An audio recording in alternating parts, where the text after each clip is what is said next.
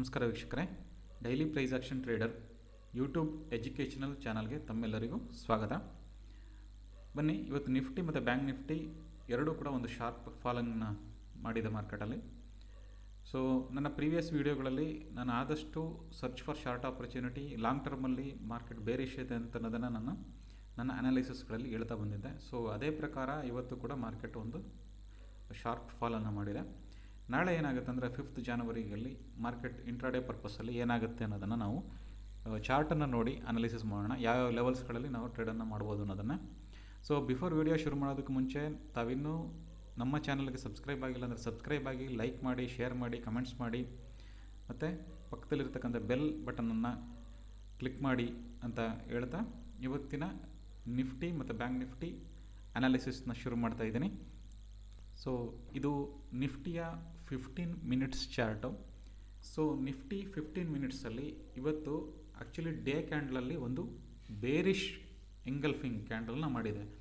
Bearish engulfing ಅಂತ ಏನಕ್ಕೆ ಅಂತ ಹೇಳ್ತಾ ಇದ್ದೀನಿ ಅಂದರೆ, ಸೊ ಎಂಟೈರ್ ಏನು ಇದು ಪ್ರೈಸ್ ಆ್ಯಕ್ಷನ್ಸ್ ಇತ್ತು, 1 2 3 4 ಡೇಸ್ ಪ್ರೈಸ್ ಆ್ಯಕ್ಷನನ್ನು ಒಂದೇ ದಿವಸ ಪ್ರೈಸು ಕವರ್ ಮಾಡಿದೆ. ಅಂದರೆ ಬೇರಿಶ್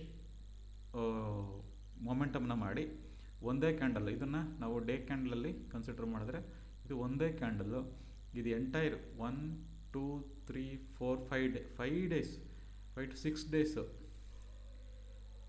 6 to 7 ಡೇಸ್ ಪ್ರೈಸ್ ಆ್ಯಕ್ಷನ್ನ ಒಂದೇ ಒಂದು ಕ್ಯಾಂಡಲಲ್ಲಿ ಕವರ್ ಮಾಡಿದೆ ಅಂದರೆ, ಸೊ ಪ್ರೈಸಿಂದು ಬೇರಿಶ್ ಆಗೋಂಥ ಚಾನ್ಸಸ್ಸು ಜಾಸ್ತಿ ಇದೆ ಅನ್ನೋದಂತ ಇಲ್ಲಿ ಇಂಡಿಕೇಶನ್ ಮಾಡ್ತಾಯಿದೆ.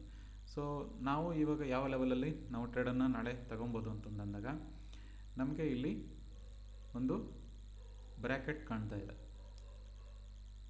ಈ ಬ್ರ್ಯಾಕೆಟಿಂದ ಪ್ರೈಸು ಹೊರಗಡೆ ಟ್ರೇಡ್ ಆಗೋದಕ್ಕೆ ಶುರು ಮಾಡಿದ್ರೆ ನಮಗೊಂದು ಫಾಲ್ ಬಂದಿದೆ. ಮತ್ತೆ ಒಂದು ಪುಲ್ ಬ್ಯಾಕಲ್ಲಿ ಇದು ಮತ್ತೆ ರೆಸಿಸ್ಟೆನ್ಸ್ ಆಗಿ ವರ್ಕ್ ಮಾಡ್ತಾ ಇದೆ. ಸೊ ಅದೇ ರೀತಿ ನಮಗೆ 18,000 ಲೆವೆಲ್ಲು ಬಂದು ಸಪೋರ್ಟ್ ಲೆವೆಲಲ್ಲಿ ವರ್ಕ್ ಮಾಡ್ತಾ ಇದೆ. 18,250 ಇದು ರೆಸಿಸ್ಟೆನ್ಸ್ ಆಗಿ ವರ್ಕ್ ಮಾಡ್ತಾ ಇದೆ. ಸೊ ನಮಗೆ ಅಟ್ ಪ್ರೆಸೆಂಟಲ್ಲಿ ಪ್ರೈಸ್ ಬಂದು ಒಂದು ಸಪೋರ್ಟ್ ಏರಿಯಾದಲ್ಲಿ ಇದು ಕನ್ಸಾಲಿಡೇಷನ್ ಆಗೋದಕ್ಕೆ ಶುರು ಮಾಡಿದೆ.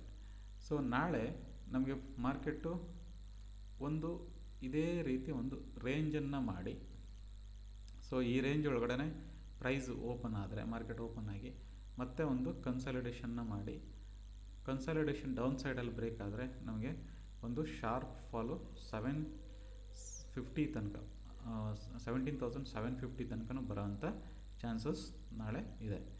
ಸೊ ಅದೇ ರೀತಿ ಇದೇನಾದರೂ ಕನ್ಸಾಲಿಡೇಷನ್ ಅಲ್ಲೇ ಮುಂದುವರೆದು, ನಾಳೆ ಎಕ್ಸ್ಪೈರಿ ಇರೋದ್ರಿಂದ ನಮಗೆ ಈ ಕನ್ಸಾಲಿಡೇಷನ್ ಹಿಂಗೆ ಮುಂದುವರೆದು ಮತ್ತೆ ಔಟ್ಸೈಡ್ ಬ್ರೇಕ್ ಆದರೆ ಮತ್ತೆ ಒಂದು ಅಪ್ಸೈಡ್ ಮೂಮೆಂಟ್ ಆಗುವಂಥ ಚಾನ್ಸಸ್ ಇದೆ. ಬಟ್ ಇದು ಪ್ರೈಸ್ ಆ್ಯಕ್ಷನ್ನ ನೋಡಿ ಟ್ರೇಡ್ ಮಾಡಬೇಕಾಗಿರುತ್ತೆ. ಸೊ ನನ್ನ ಒಂದು ಅನಾಲಿಸಿಸ್, ನನ್ನ ಒಂದು ಎಕ್ಸ್ಪೀರಿಯೆನ್ಸಲ್ಲಿ ಮಾರ್ಕೆಟು ಮತ್ತು ಡೌನ್ವರ್ಡ್ ಮೂಮೆಂಟಮ್ನೇ ಮಾಡೋವಂಥ ಚಾನ್ಸಸ್ ಇರುತ್ತೆ. ಸೊ ನಮ್ಮ ಟ್ರೇಡ್ ಝೋನ್ ಬಂದು ಸಪೋಸ್ ನಾಳೆ ಗ್ಯಾಪ್ ಡೌನ್ ಓಪನ್ ಆಗಿ ಒಂದು ರಿವರ್ಸಲ್ ಕ್ಯಾಂಡಲ್ ಇಲ್ಲಿ ಬಂದರೆ, ಈ ರೀತಿಯದೊಂದು ಕ್ಯಾಂಡಲ್ ಬಂದರೆ ಒಂದು ಬೈಯಿಂಗ್ ಆಪರ್ಚುನಿಟಿ ಇದೆ. ಸದ್ಯ ಅದೇ ರೀತಿ ಗ್ಯಾಪ್ ಅಪ್ ಓಪನ್ ಮಾಡಿ ಒಂದು ರಿವರ್ಸಲ್ ಪ್ಯಾಟರ್ನ್ ಇಲ್ಲಿ ಇನ್ವರ್ಟೆಡ್ ಹ್ಯಾಮರ್ ಅಂತ ಹೇಳ್ತೀವಿ, ಅದು ಬಂದರೆ ಇಲ್ಲಿ ಮತ್ತೆ ಸೆಲ್ ಆಗೋವಂಥ ಚಾನ್ಸಸ್ ಇದೆ. ಇಲ್ಲ ಮಾರ್ಕೆಟು ಇಲ್ಲಿ ವಾಲಟೈಲಿಟಿನಲ್ಲಿ ಒಂದು ಸೈಡ್ ವೇಸ್ ಹೋಗೋವಂಥ ಚಾನ್ಸಸ್ ಇದೆ. ಅದೇ ರೀತಿ ನಾವು ಪ್ರೈಸ್ ಬ್ರೇಕ್ ಆದರೆ ಮತ್ತೆ ಡೌನ್ ಫಾಲ್ ಆಗುವಂಥ ಚಾನ್ಸಸ್ಸು ಜಾಸ್ತಿ ಇದೆ. ಸೊ ನನ್ನ ಒಂದು ಎಕ್ಸ್ಪೀರಿಯೆನ್ಸಲ್ಲಿ ನಾನು ಯಾವಾಗಲೂ ಈ ಮಾರ್ಕೆಟಲ್ಲಿ ಬೇರೆ ಮಾರ್ಕೆಟ್ ಅಂತಲೇ ಹೇಳೋಕ್ಕೆ ಇಷ್ಟಪಡ್ತೀನಿ.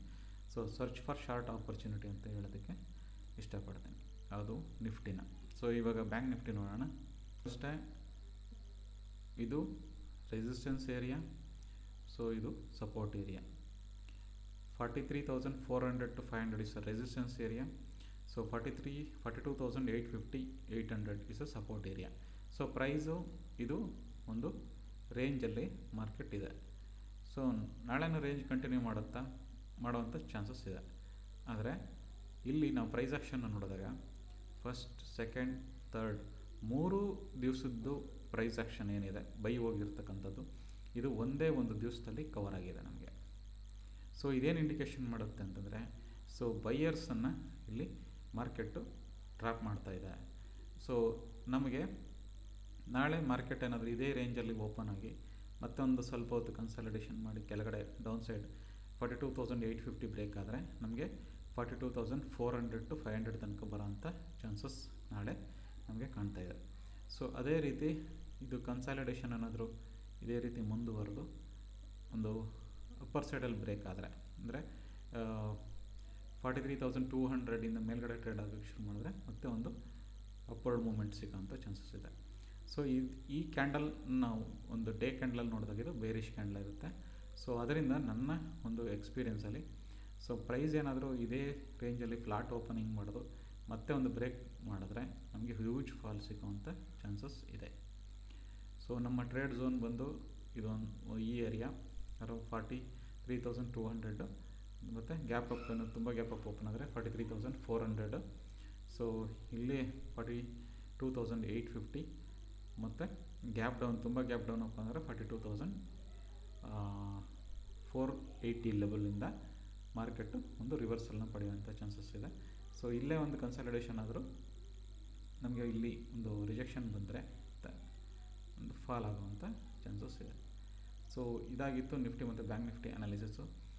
ವಿಡಿಯೋ ಇಷ್ಟ ಆಗಿದ್ದರೆ ಲೈಕ್ ಮಾಡಿ, ಶೇರ್ ಮಾಡಿ, ಕಮೆಂಟ್ಸ್ ಮಾಡಿ ಅಂತ ಕೇಳ್ತಾ, ಮತ್ತು ನಮ್ಮ ಫ್ರೀ ಟೆಲಿಗ್ರಾಮ್ ಗ್ರೂಪ್ ಜಾಯ್ನ್ ಆಗಿ ಅಂತ ಹೇಳ್ತಾ ಈ ವಿಡಿಯೋ ನಿಮಗಾಗಿ